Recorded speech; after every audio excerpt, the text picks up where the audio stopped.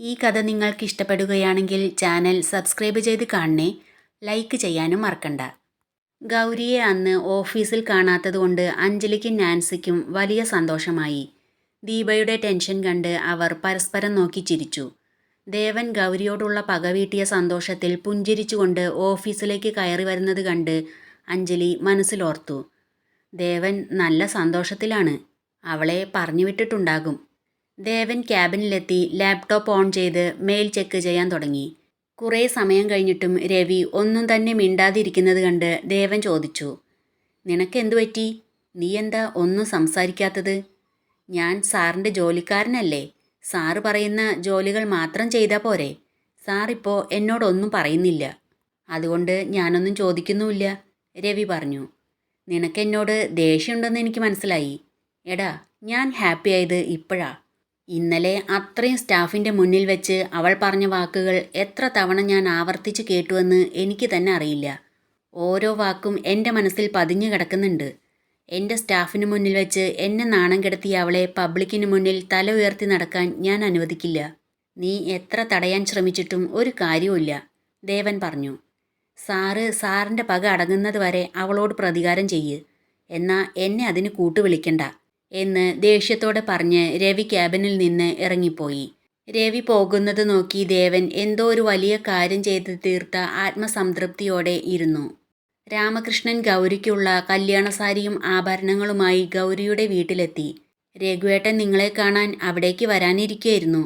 ഇവിടുത്തെ വിശേഷങ്ങളൊന്നും അറിഞ്ഞില്ലേ? ഗൗരി ഇന്ന് രാവിലെ ഒരെഴുത്തെഴുതി വെച്ച് ആരുടെയോ കൂടെ പോയി എന്ന് പറഞ്ഞ് പങ്കജം ഒരു ലെറ്റർ എടുത്ത് രാമകൃഷ്ണന് കൊടുത്തു. എന്താ നിങ്ങളീ പറയുന്നേ? കല്യാണം തലേന്ന് പെണ്ണ് മറ്റൊരുത്തൻ്റെ കൂടെ ഒളിച്ചോടിപ്പോയെന്നോ? എന്നിട്ട് നിങ്ങൾ അന്വേഷിച്ചില്ലേ? പിടിച്ചു കൊണ്ടുവരായിരുന്നില്ലേ അവളെ? ഇപ്പോൾ തന്നെ കെട്ട് നടത്തായിരുന്നല്ലോ, രാമകൃഷ്ണൻ പറഞ്ഞു. അവളെ അന്വേഷിച്ച് രഘുവേട്ടൻ പോയിട്ടുണ്ട്. നിങ്ങളുടെ വീട്ടിൽ വന്ന് കാര്യം പറയണമെന്ന് രഘുവേട്ടൻ പറഞ്ഞിരുന്നു. ഇനി അവൾ അവനെ വിട്ട് തിരിച്ചു വരുമെന്ന് തോന്നുന്നില്ല, പങ്കജം പറഞ്ഞു. വലിയ നാണക്കേടായല്ലോ. കല്യാണക്കാരി അറിഞ്ഞ് കുറച്ച് ബന്ധുക്കളൊക്കെ വീട്ടിൽ വന്നിട്ടുണ്ട്. അവരോടൊക്കെ ഞാൻ എന്തു മറുപടി പറയും, രാമകൃഷ്ണൻ പറഞ്ഞു. എന്തു ചെയ്യാനാ രാമകൃഷ്ണ, അവൾ ഇങ്ങനെ ഒരു ചതി ചെയ്യുമെന്ന് ഞങ്ങളും വിചാരിച്ചില്ല, പങ്കജം പറഞ്ഞു. എന്നാ ഞാൻ ഇറങ്ങട്ടെ. അവളെ കണ്ടുകിട്ടിയ എന്നോട് പറയണം. എനിക്ക് അവളെ ഒന്ന് കാണണം എന്ന് പറഞ്ഞ് രാമകൃഷ്ണൻ അവിടുന്ന് ഇറങ്ങി. ഹാവൂ, വലിയ പ്രശ്നമൊന്നും ഉണ്ടാക്കാതെ രാമകൃഷ്ണൻ ഇവിടുന്ന് പോയല്ലോ, സമാധാനം, പങ്കജം മനസ്സിലോർത്തു. ലഞ്ച് ടൈമിന് മുൻപ് അഞ്ജലി ദേവൻ്റെ ക്യാബിനിലേക്ക് വന്നു. ഹായ് ദേവൻ, രാവിലെ വരുമ്പോൾ നല്ല ഹാപ്പി ആയിരുന്നല്ലോ. വിശേഷം എന്തെങ്കിലും ഉണ്ടോ ദേവൻ? അഞ്ജലി ചോദിച്ചു. വിശേഷമൊന്നുമില്ല, ഞാൻ സാധാരണ പോലെ തന്നെ ആയിരുന്നു, ദേവൻ പറഞ്ഞു. സാധാരണ ദേവൻ്റെ മുഖത്ത് എപ്പോഴും ഗൗരവമായിരിക്കും. ഇന്ന് മോർണിംഗ് ദേവൻ്റെ മുഖത്ത് പുഞ്ചിരി കണ്ടിരുന്നു, അഞ്ജലി പറഞ്ഞു. നിനക്ക് വെറുതെ തോന്നിയതാവും. ഞാൻ പഴയതുപോലെ തന്നെ ഇന്നും, ദേവൻ പറഞ്ഞു. ഓക്കെ. രവി എവിടെ ദേവൻ? രാവിലെ ഇറങ്ങിപ്പോകുന്നത് കണ്ടു.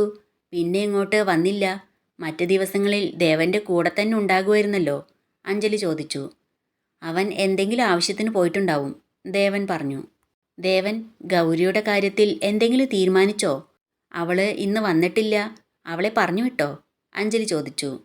അവളെ എന്തിനു പറഞ്ഞു വിടണം, ദേവൻ ചോദിച്ചു.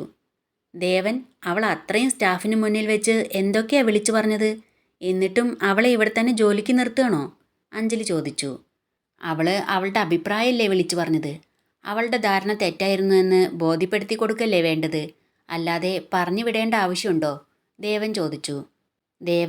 ദേവനെ അത്രയും അവൾ അപമാനിച്ചിട്ട് ദേവൻ അവളോട് ദേഷ്യം തോന്നിയില്ലേ, അഞ്ജലി ചോദിച്ചു. അഞ്ജലി, നീ പോയി നിന്റെ ജോലി നോക്ക്. എനിക്ക് കുറച്ച് തിരക്കുണ്ട്, ദേവൻ കുറച്ച് ദേഷ്യത്തോടെ പറഞ്ഞു. അഞ്ജലിയുടെ ചോദ്യം ദേവനെ ദേഷ്യം പിടിപ്പിച്ചുവെന്ന് അവൾക്ക് മനസ്സിലായി. അവൾ അവിടുന്ന് എഴുന്നേറ്റ് പോന്നു. അഞ്ജലി വരുന്നത് കണ്ട് നാൻസി അവളുടെ അടുത്തേക്ക് ചെന്ന് ചോദിച്ചു. എന്താ ദേവൻ പറഞ്ഞത്? ദേവൻ അവളെ പറഞ്ഞു വിട്ടിട്ടൊന്നുമില്ല. സംസാരത്തിൽ നിന്ന് അങ്ങനെ മനസ്സിലായത്, അഞ്ജലി പറഞ്ഞു. പിന്നെ എന്തുകൊണ്ടായിരിക്കും അവൾ ഇന്ന് വരാതിരുന്നത്, നാൻസി ചോദിച്ചു. എന്തിനെങ്കിലും ലീവ് എടുത്തതായിരിക്കും എന്ന് പറഞ്ഞ് അഞ്ജലി അവളുടെ സീറ്റിൽ പോയിരുന്നു. ദേവൻ ലഞ്ച് കഴിക്കാൻ പോകാനായി വരുമ്പോൾ രവി കാറിനടുത്ത് ആരോടോ ഫോണിൽ സംസാരിച്ചു കൊണ്ട് നിൽക്കുകയായിരുന്നു. ദേവനെ കണ്ടതും ഫോൺ ഓഫ് ചെയ്ത് കാറിൽ കയറി. കാർ മാഹേന്ദ്രത്തിൻ്റെ മുറ്റത്ത് നിർത്തിയതും ദേവൻ ഇറങ്ങി കാറിൻ്റെ ഡിക്കി തുറന്ന് ഗൗരിയുടെ വീട്ടിൽ നിന്ന് എടുത്തു വെച്ച അവളുടെ ബാഗ് എടുത്ത് സ്റ്റോർ റൂമിലേക്ക് ചെന്നു. ഡോർ തുറക്കുന്ന ശബ്ദം കേട്ട് ഗൗരി പേടിച്ചെഴുന്നേറ്റു. ദേവൻ അകത്ത് കയറി ഡോർ ഉള്ളിൽ നിന്ന് ലോക്ക് ചെയ്ത ശേഷം ബാഗ് അവളുടെ മുന്നിലേക്ക് വലിച്ചെറിഞ്ഞു. ഇതാ കിടക്കുന്നു നിന്റെ വീട്ടിൽ നിന്ന് തന്നുവിട്ട പഴംതുണി എന്ന് പറഞ്ഞ് ദേവൻ അവളുടെ അടുത്തേക്ക് ചെന്നു. കരഞ്ഞു വാടിത്തളർന്ന അവളുടെ മുഖത്ത് നോക്കി ചിരിച്ചുകൊണ്ട് ദേവൻ ചോദിച്ചു, അടിമത്തം എന്താണെന്ന് അറിഞ്ഞു തുടങ്ങിയോ നീ? അവൾ കരഞ്ഞു തൊഴുതുകൊണ്ട് പറഞ്ഞു, സർ പ്ലീസ് എന്നെ ഇവിടുന്ന് പുറത്തു വിടൂ. പറഞ്ഞു വിടാം, ഇതേ കോലത്തിൽ കുറച്ച് ദിവസം ആളുകൾ നിന്നെ കാണട്ടെ, അതിനുശേഷം പറഞ്ഞു വിടാം എന്ന് ദേഷ്യത്തോടെ പറഞ്ഞ് ദേവൻ അവിടുന്ന് പുറത്തു വന്ന് വീണ്ടും റൂം പുറത്തുനിന്ന് പൂട്ടി. അവൾ കരഞ്ഞുകൊണ്ട് അവിടെ ഇരുന്ന് ബാഗ് തുറന്ന് അതിൽ നിന്ന് ഒരു ചെയിൻ എടുത്ത് നെഞ്ചോട് ചേർത്ത് വെച്ച് കരഞ്ഞു. വീണ്ടും ഡോർ തുറക്കുന്ന ശബ്ദം കേട്ട് അവൾ ആ ചെയിൻ വേഗം ബാഗിൽ തന്നെ വെച്ച് ബാഗ് അടച്ച് അവിടെ നിന്ന് എഴുന്നേറ്റു. ദേവൻ്റെ ഒരു കൈയിലെ പ്ലേറ്റിൽ ചോറും കറികളും മറ്റേ കൈയിൽ കുടിക്കാനുള്ള വെള്ളത്തിൻ്റെ ജഗ്ഗും ഉണ്ടായിരുന്നു. അത് അവളുടെ മുന്നിലേക്ക് വെച്ച് പറഞ്ഞു, അടിമയാണെങ്കിലും പട്ടിണി കിടക്കൊന്നും വേണ്ട. എനിക്ക് ആവശ്യമില്ലാത്ത സാധനങ്ങൾ എടുത്തു വയ്ക്കുന്ന റൂമായത്. അവിടെ ഇവിടായി കിടക്കുന്ന സാധനങ്ങളെല്ലാം അടുക്കി വെച്ചാൽ കിടക്കാൻ ഇവിടെ ആവശ്യത്തിന് സ്ഥലം ഉണ്ടാകും. ബാത്റൂമും ഇതിനകത്ത് തന്നെ ഉണ്ട്. ഉപയോഗിക്കാതെ കിടക്കുന്നതുകൊണ്ട് വൃത്തിയാക്കാൻ കുറച്ച് പാടുണ്ടാകും.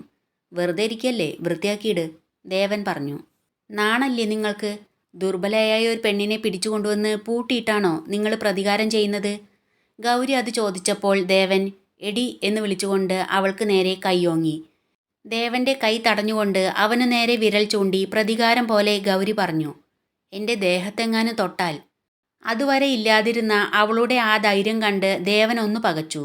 എന്നാൽ വിട്ടുകൊടുക്കാൻ മനസ്സില്ലാതെ അവൻ പറഞ്ഞു, ആരുടെ നേരെയാടി നീ വിരൽ ചൂണ്ടുന്നത്? അവളുടെ ആ കൈ പിടിച്ച് പിന്നിലേക്ക് മടക്കി വെച്ച് അവളെ അവനോട് ചേർത്ത് നിർത്തിക്കൊണ്ട് പറഞ്ഞു, എൻ്റെ അടിമയാണ് നീ.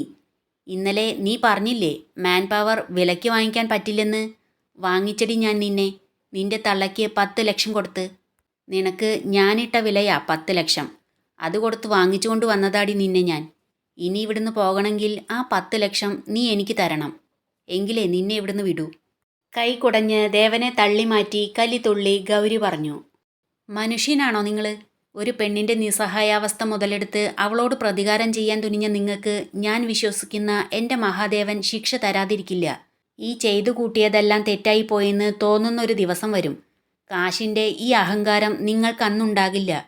എന്നോട് പ്രതികാരം തീർക്കാൻ വേണ്ടി എനിക്ക് വിലയിട്ട ഈ 10 ലക്ഷത്തിന് പകരം 10 രൂപ പോലും നിങ്ങളുടെ കയ്യിലില്ലാത്ത അവസ്ഥ നിങ്ങൾക്കുണ്ടാകും. അന്ന് എന്നോട് ചെയ്തതെല്ലാം ഓർത്ത് നിങ്ങൾ പശ്ചാത്താപിക്കും.